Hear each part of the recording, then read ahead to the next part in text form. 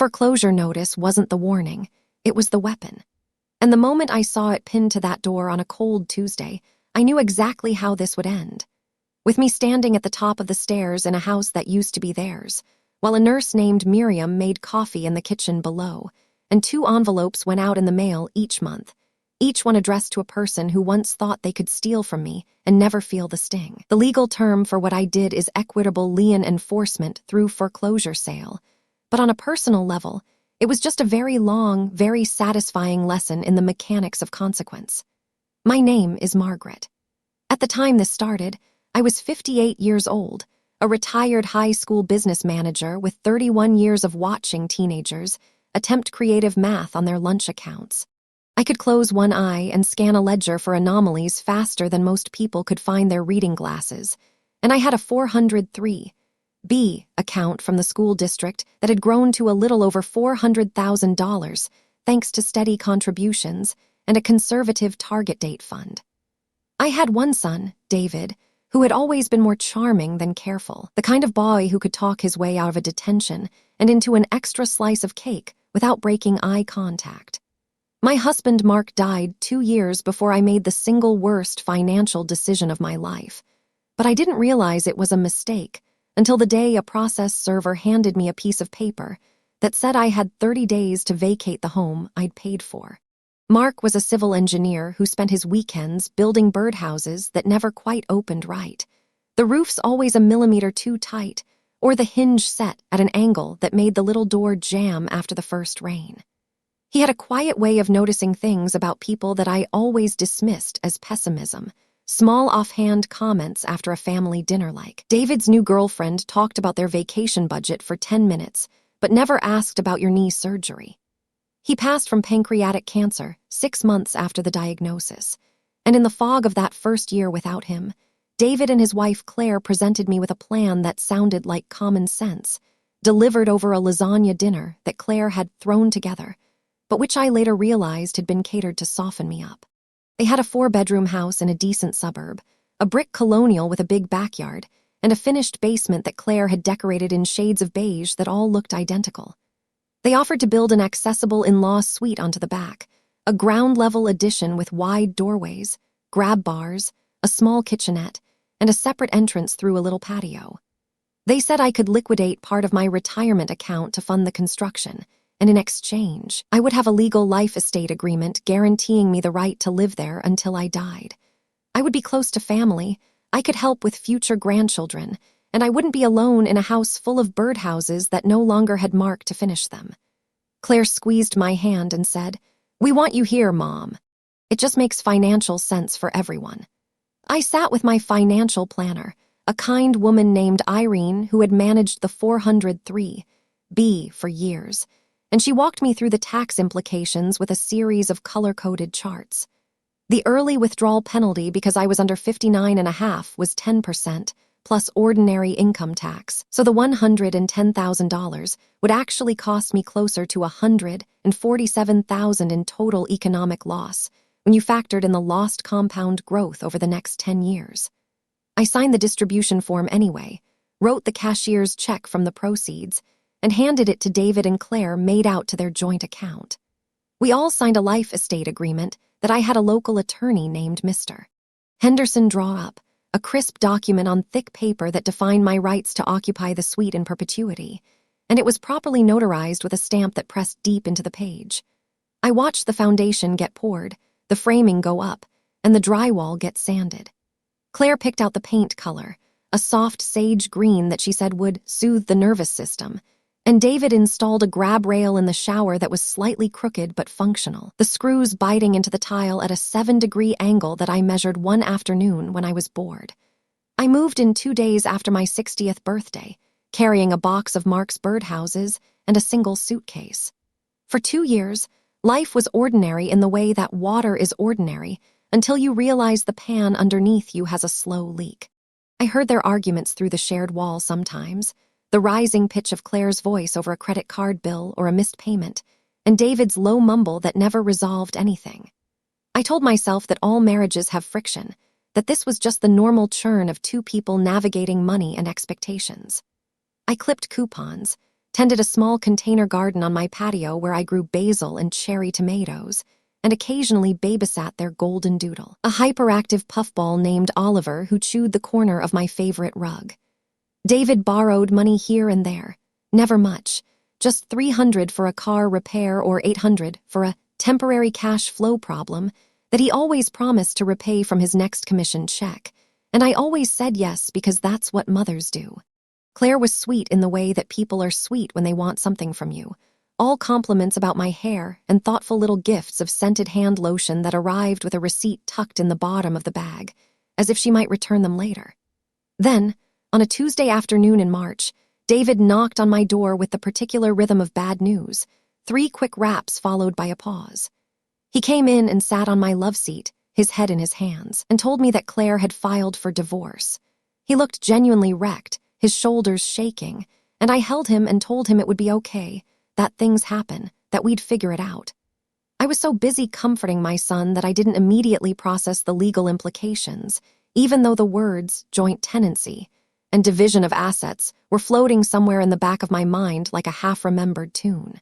The divorce settlement, he explained a few weeks later after the initial shock had subsided, awarded the house to Claire. He would be moving into a small apartment across town, but he assured me that my situation wouldn't change. Claire had verbally agreed to honor the in-law suite arrangement, and everything would be fine. I trusted him because he was my son, and because I hadn't yet learned that trust is not a legal instrument, that the words verbally agreed are worth exactly the air they're spoken into when the deed says something different. 2 weeks after that conversation, a sheriff's deputy knocked on my door at 9 in the morning and handed me a 30-day notice to quit. He was a young man with a polite but detached expression, the kind of face that has delivered too many pieces of awful news to invest in each one.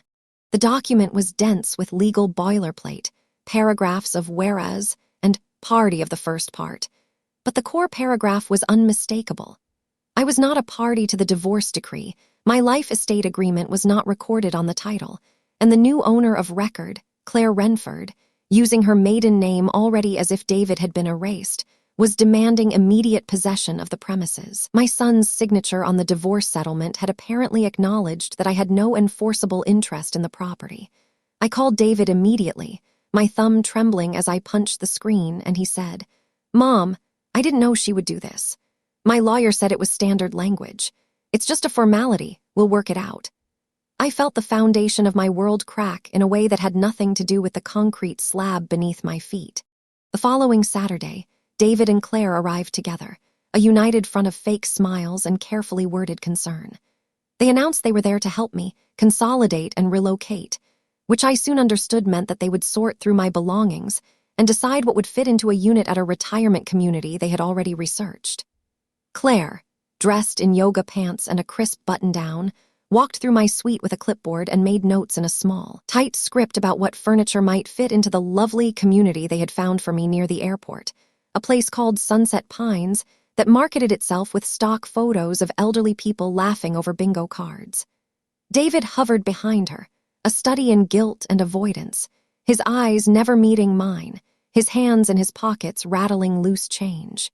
When Claire entered my bedroom, she scanned my dresser with the clinical eye of someone pricing items for an estate sale. Her gaze landed on a small cedar box that had belonged to Mark, a box he had made in a woodworking class years ago, the lid slightly warped but still fragrant. She pointed at it, her index finger extended in that way people do when they're indicating trash, and said, "That can go to donation. It's just old papers." She lifted it with 2 fingers, wrinkled her nose at the faint smell of cedar, and then set it with a soft thud into a cardboard box destined for Goodwill. I nodded, kept my face slack and agreeable, and said nothing. After they left, I carried that box back to my kitchen table and sat down with it in the watery light from the window, my heart beating a little too fast. The tiny brass key that opened it had hung around my neck on a chain since the day Mark died, resting against my collarbone like a secret. He had given it to me in the hospital, pressing the key into my palm with fingers that had already lost their strength, his skin cool and papery.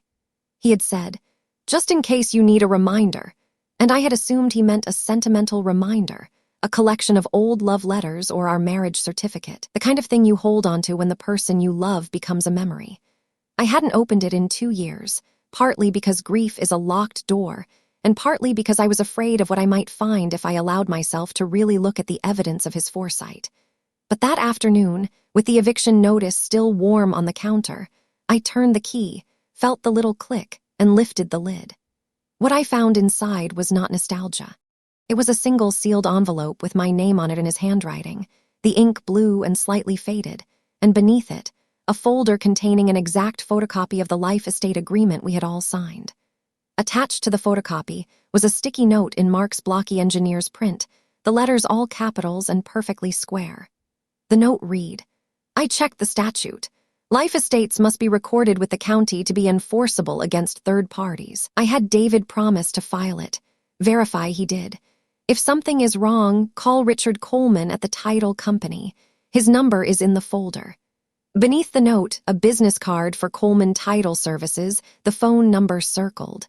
The letter itself was longer, 2 pages on yellow legal paper, written in the months when Mark knew he was dying and had turned his engineer's mind to the task of protecting me from a threat he couldn't prevent.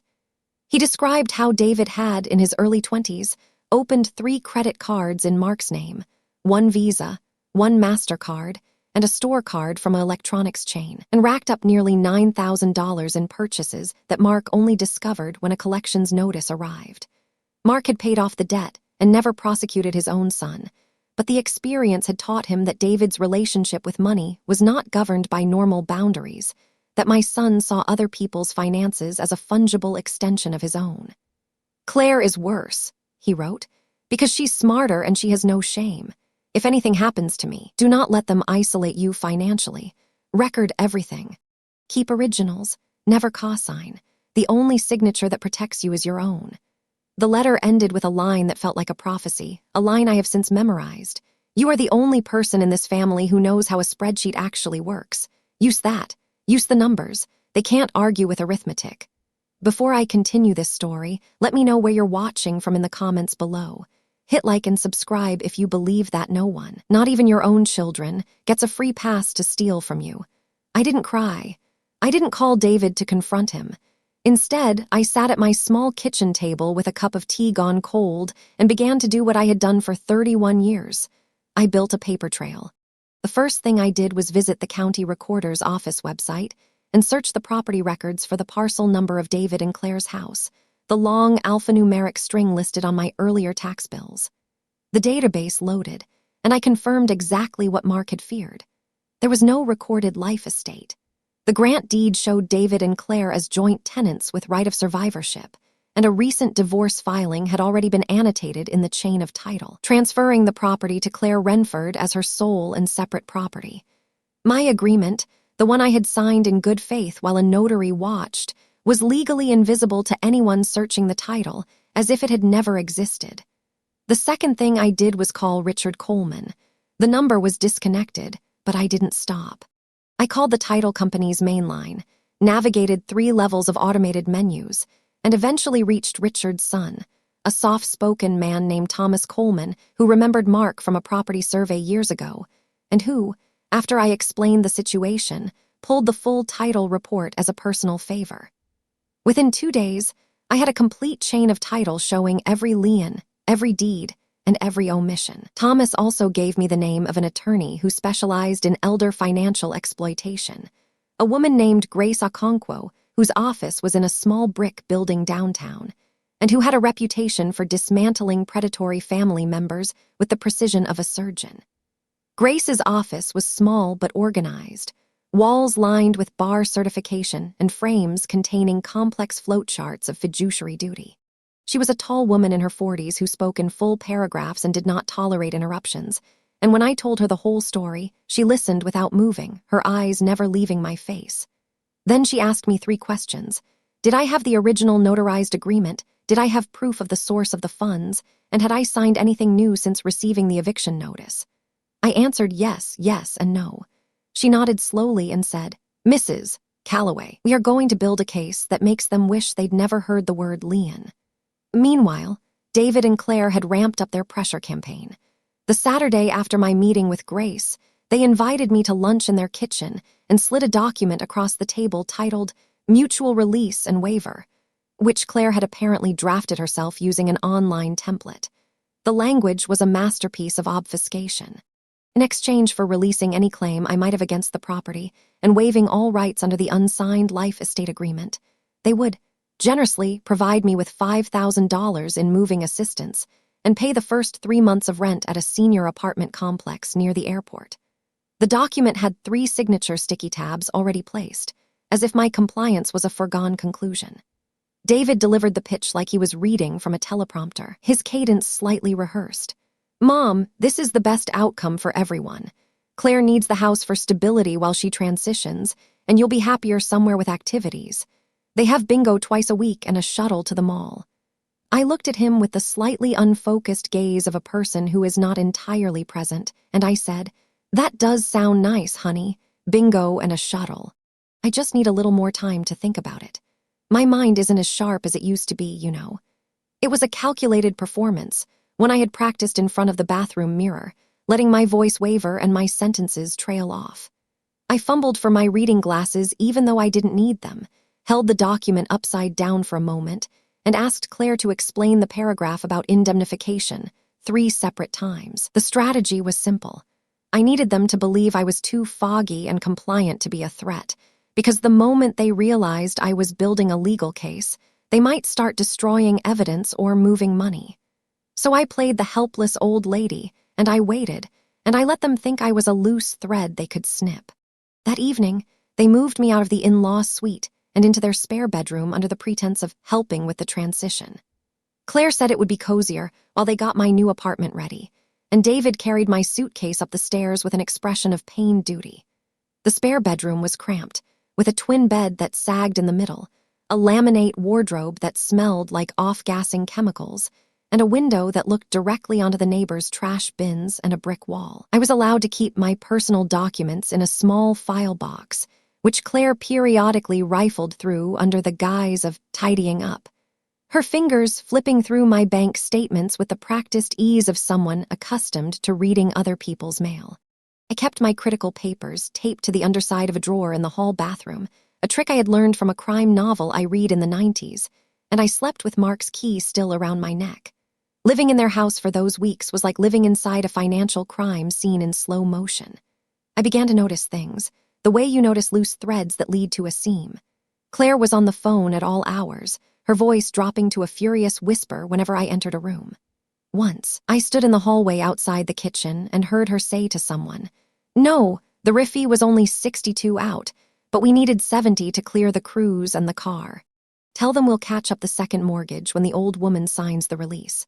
Another afternoon, she dodged a call while I was sitting in the living room, silencing her phone and muttering, "Not now," under her breath, and when she stepped away, I glimpsed the caller ID, a debt consolidation firm based in Delaware. David paced the kitchen at midnight, staring at his laptop screen with the panicked expression of a man watching a spreadsheet of liabilities scroll past his eyes, and I heard him whisper to Claire, "If Mom doesn't sign soon, we can't float the HELOC payment. The rate reset kicks in next month." My investigation began in earnest one morning when Claire left for a hair appointment at a salon that charged $200 for a cut and color, and David disappeared to meet with his divorce lawyer about some issue with the asset division. I had approximately 2 hours of uninterrupted time. I knew the home office had a shredder, and that Claire, in her arrogance, often let the bin overflow rather than emptying it. The wastebasket beside the shredder was a plastic mesh cylinder, and it was stuffed with curled ribbons of glossy paper and credit card offers. I gathered all the strips into a gallon-sized Ziploc bag, the same kind I used to freeze pesto from my basil plants, and I slipped it under my sweater as I walked back to the spare bedroom. That night, after the house went dark and the muffled sounds of a television filtered through the wall, I sat under my blanket with a small flashlight, a roll of Scotch tape, and a pair of tweezers. The flashlight was a crank-powered emergency model I'd kept in my go bag, and its beam was weak but steady. I laid the strips out on the floor in rows, matching torn edges and font fragments, the tedious patience of it a kind of meditation. The first document I reassembled was a mortgage statement from a lender called Meridian Trust, showing that the house had been refinanced 11 months after my in-law suite construction began, with a cash-out amount of $62,000. The second was a credit card statement in Claire's maiden name with a balance of nearly $40,000. Most of it accrued in the 6 months after I had written them the check, with line items for designer handbags, a spa weekend, and a large charge at an electronics store. The third was a series of printed emails between Claire and a travel agent, booking a 2-week luxury cruise to the Greek islands that departed exactly 4 days after the refinance closed. The cruise cost $19,000, broken into 2 installments charged to a Visa card, ending in digits that didn't match any account David had mentioned. The physical evidence I knew I needed was locked in the filing cabinet in the home office, a sturdy 2-drawer unit that sat next to the desk. I had examined it once while pretending to look for tape, and I recognized the wafer lock as the kind my father, a locksmith who had died when I was 20, had shown me how to pick when I was 10 years old. My father, Leo, had been a practical man who believed that any knowledge might one day be useful, and one rainy Saturday he had sat me down at his workbench and demonstrated the mechanism of a pin tumbler lock using a tension wrench made from a bobby pin and a pick fashioned from a street sweeper bristle he'd found on the curb. I didn't have a sweeper bristle, but I had a paperclip, and a paperclip straightened and bent at a slight curve at the tip works just as well as any professional rake. The following Tuesday, when Claire was at a yoga class and David was out with a realtor looking at studio apartments, I knelt in front of that filing cabinet and inserted my makeshift tools. The trick is to apply steady light tension while lifting the pins one at a time, and within 90 seconds I felt the last pin set and the plug rotate with a soft, satisfying click. The drawer slid forward on its rollers with a smooth, almost welcoming metallic sigh. Inside, organized by hanging folder tabs, was a library of financial malfeasance. The first file I opened was labeled Mom/In-Law Suite and contained the original life estate agreement, the one I had signed, but with a critical difference. There were 2 signature pages. The page with my signature and the notary stamp was present, but the page that should have contained David's and Claire's signatures had been replaced. The replacement page was printed on a slightly different stock, the ink a shade lighter, and the signatures looked wrong. I recognized David's usual lazy scrawl, the loose loops and the way he never closed his G, but this version was too deliberate, each stroke carefully redrawn, and the pressure marks on the back were inconsistent. Attached to the file was a practice sheet, a piece of lined notebook paper where someone had repeatedly traced David's signature, 14 times, with varying slant. The handwriting on the practice sheet matched the bubbly cursive I'd seen on Claire's grocery lists, the little circles above the I, and the distinct way she looped the Y.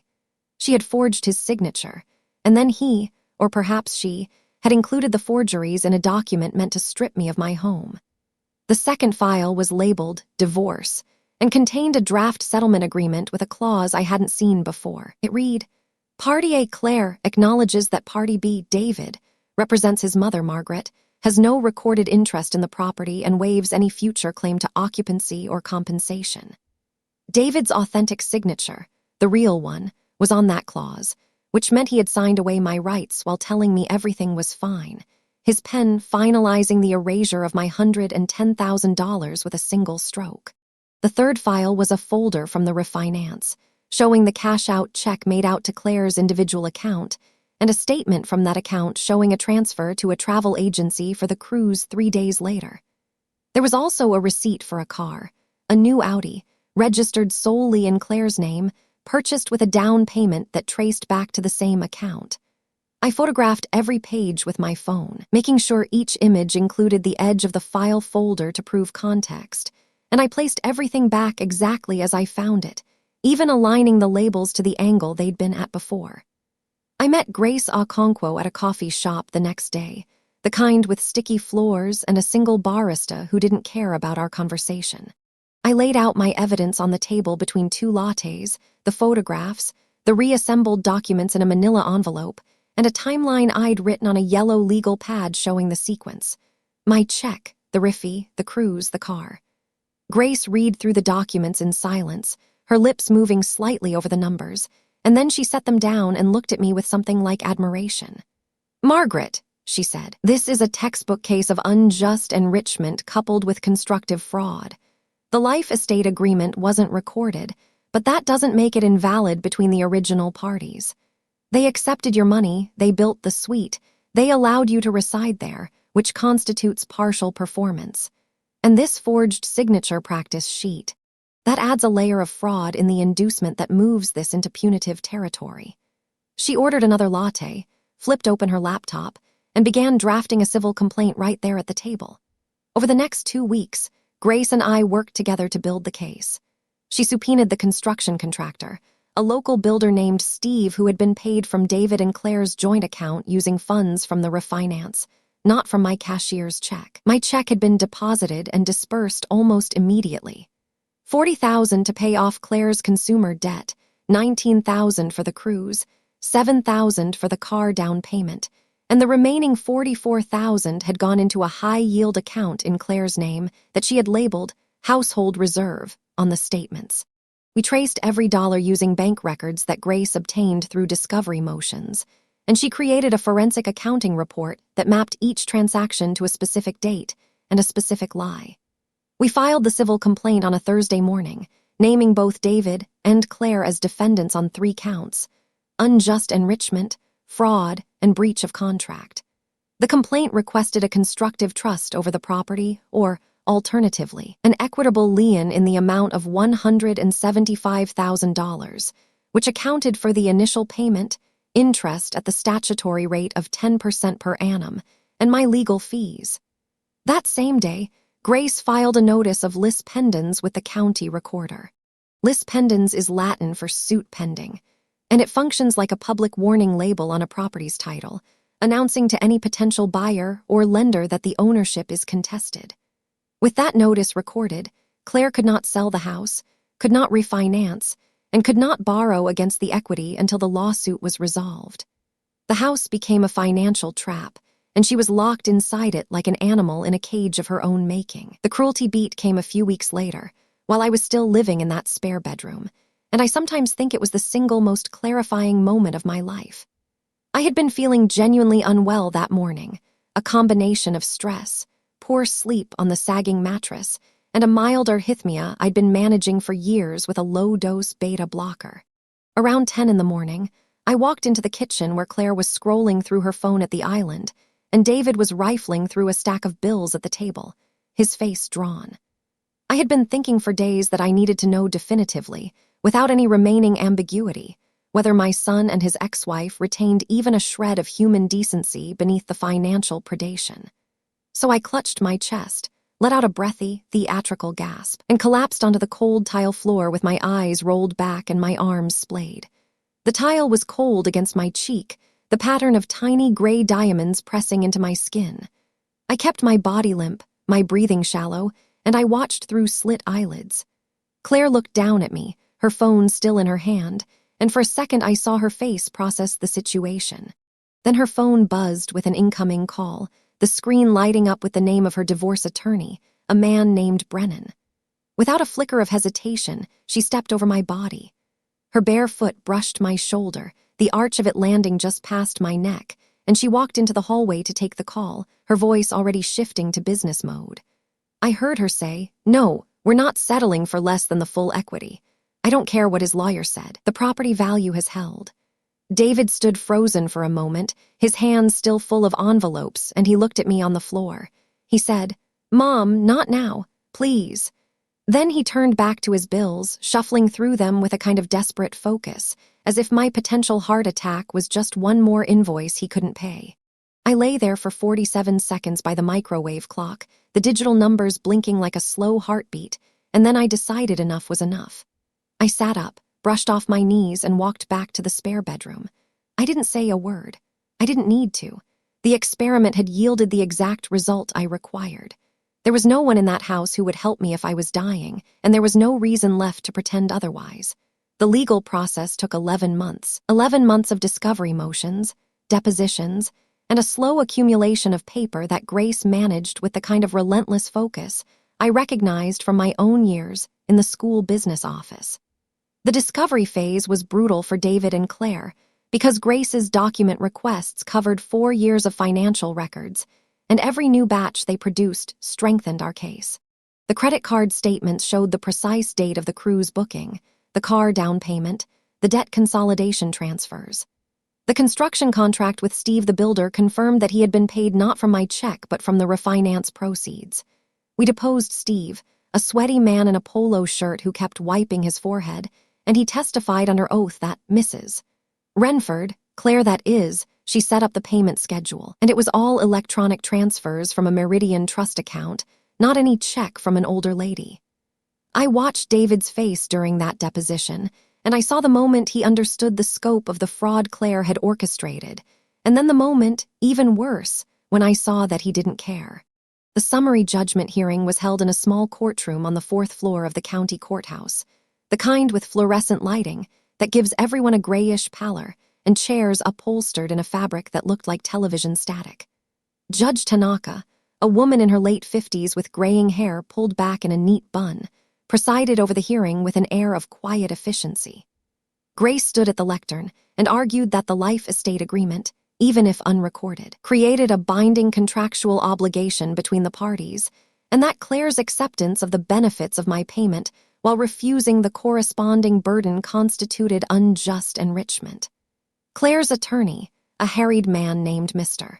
Fletcher, who seemed to realize mid-argument that his client had lied to him about the forged signature, tried to claim that I had made the payment as a gift, a gesture of grandmotherly generosity with no strings attached.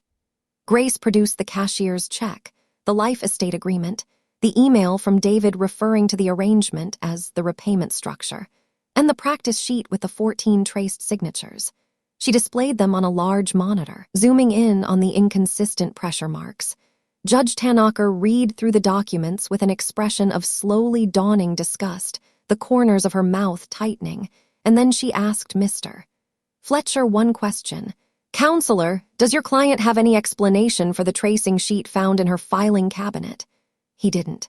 The judge granted our motion for summary judgment on all counts and imposed an equitable lien of $175,000 against the property, plus costs and legal fees, and she ordered that the lien was to be recorded immediately and foreclosed upon if not satisfied within 90 days. Claire could not satisfy it. The lien, when added to her existing first and second mortgages, the HELOC, and the accumulated credit card debt, exceeded the appraised value of the house by nearly $30,000. The Liz Pendens had scared off every lender she approached for a consolidation loan, and her credit score had already dipped below 600 because of missed payments. David, living in a studio apartment with a futon and a single lamp, had no resources, and by that point, very little will to help her. The foreclosure notice from the lien holder, which was now me, went up on the front door on a cold morning in February, and this time, it was a notice I welcomed. The foreclosure auction was held in a nondescript conference room at the trustee's office, a space with gray carpet squares and a lectern at the front. The trustee was a man in a rumpled suit who read the terms in a monotone, his voice blending with the hum of the air conditioning. Claire was there, hollow-eyed and pale, clutching a worn leather bag that I recognized as one I'd given her for Christmas 3 years earlier. David was there too, standing near the back next to a fake ficus, his arms crossed, as if distance could absolve him. I arrived with Grace and a cashier's check for $183,000, which represented the full lien amount plus the auction fees, recording fees, and a small cushion for any last-minute adjustments. I had sold my old house, the one Mark and I had bought in 1992, a little bungalow with a porch swing and a gardenia bush that bloomed every spring, and I used the tax-deferred proceeds to fund my war chest. The sale had closed the previous month, and I had been renting a month-to-month apartment near the courthouse. When the trustee announced the opening bid and asked for increments, I raised my paddle, a laminated number 7 that one of the auction assistants had handed me at the door. No one else bid. The room was silent except for the rustle of paper and the distant sound of a copy machine. Claire's mouth opened, then closed, then opened again, but no sound came out. David's face went through a complex sequence of realizations, each one arriving like a separate, visible impact. First confusion, then recognition, then a kind of hollow shock. The trustee read the final rules, asked 3 times for any other offers, and then struck the gavel with a sharp crack. Sold to bidder number 7 for $183,000. Full payment is due upon the recordation of the deed. I submitted my check, signed about 7 documents, and within 10 minutes the property was legally mine. As I turned to leave, Claire grabbed my arm just above the elbow, her grip surprisingly strong. Her face was inches from mine, and I could smell the faint, stale scent of coffee on her breath. "This isn't over," she said, her voice a hiss. "I'll appeal. I'll file a motion. You won't get away with stealing my house." I looked at her steadily and used the line I had been polishing in my head for months, the one that was short and dignified and entirely nonviolent. I said, "Actually, Claire, it ended the moment you stepped over me on the kitchen floor. You made your choice. Now you can live inside the arithmetic of that choice." I lowered my voice just slightly and added, "There's nothing to appeal. The numbers don't lie." Then I walked out into the cold February air, and I didn't look back. The aftermath was methodical, because that's how I am, and methodical recovery is the only kind that lasts. I moved into the main house the following week, the 4-bedroom portion that David and Claire had occupied, and I spent 3 days cleaning and painting, erasing the faint traces of their presence. I painted the living room a warm cream that Mark would have approved of, and I hung a few of his crooked birdhouses on the patio wall as a kind of quiet tribute. Then I converted the in-law suite into a proper rental unit, with a separate address, its own small mailbox, and an independent utility meter I had installed by an electrician. I didn't need the rental income, but I needed the principle of it, the daily reminder that the space they tried to steal from me was now generating value in a clean, transparent way. I found my tenant through a notice I pinned at the county hospital, a simple index card with a description and my phone number. Her name is Miriam, a widowed nurse who works the night shift in the cardiac unit, and who told me over coffee on her first visit that she had lost her husband to a hit-and-run 6 years ago, had spent the settlement on her daughter's graduate degree in social work, and was now looking for a quiet place with a kind landlady and enough room for a small herb garden. I offered her the suite at a rate that was 40% below market, with a simple month-to-month lease and a clause that allowed her to break it with 30 days' notice, no questions asked. She brings me soup when I catch a cold, a thick lentil stew that she learned from her mother, and I feed her orange tabby cat, Clementine, when she works a double. It is the best arrangement I have had in years, a friendship built on mutual respect and the shared knowledge that survival is not always loud. As for David and Claire, the specific mechanics of their ruin are a matter of public record, but I follow the details the way some people follow a serial drama. The equitable lien I held was extinguished by the foreclosure sale, meaning the debt was canceled, but the cancellation of debt is a taxable event, and both of them received 1099-C forms from the IRS for the discharged amount, which meant they owed income taxes on money they had spent and never repaid.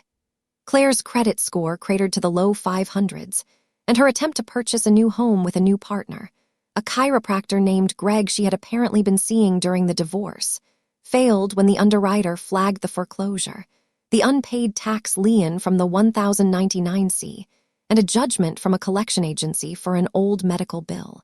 David, for his part, called me once, about 8 months after the auction, and asked in a voice that was trying hard to be casual if I would consider forgiving the property tax differential that I had started billing him for. The differential, I should explain, arose because the county reassessed the property at a higher value after the auction, and I received a supplemental tax bill for about $800 a year. I sat down with a property tax auditor at the county building, a helpful man named Jerry who walked me through the allocation formulas, and I calculated that, based on the square footage of the in-law suite relative to the whole house, the portion of the increase attributable to that space was roughly $14.72 per month. I decided, in what I consider a stroke of poetic justice, to send David a monthly invoice for exactly that amount, $14.72, and I sent one to Claire, too, to her last known address, which was her mother's house in a neighboring town. Each envelope contains a printed invoice with a breakdown of the square footage, the county tax roll number, and a line for your share this period. It costs me more in postage, ink, and the 10 minutes I spend each month printing and stuffing those envelopes than I will ever collect, but the value of the message is incalculable. The check never comes, of course, but the invoice does its work anyway, a small paper reminder that arrives in their mailboxes like a heartbeat with a return address. Mark's letter now sits in a simple black frame on the nightstand beside my bed, next to a lamp with a soft yellow bulb.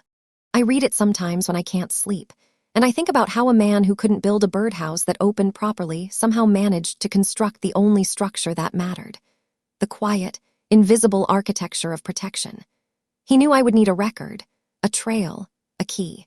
And he knew that the woman who had tracked 31 years of school lunch money discrepancies, who could spot a pattern in a column of numbers the way a musician hears a wrong note, would not be outwitted by two people who thought a credit score was a suggestion.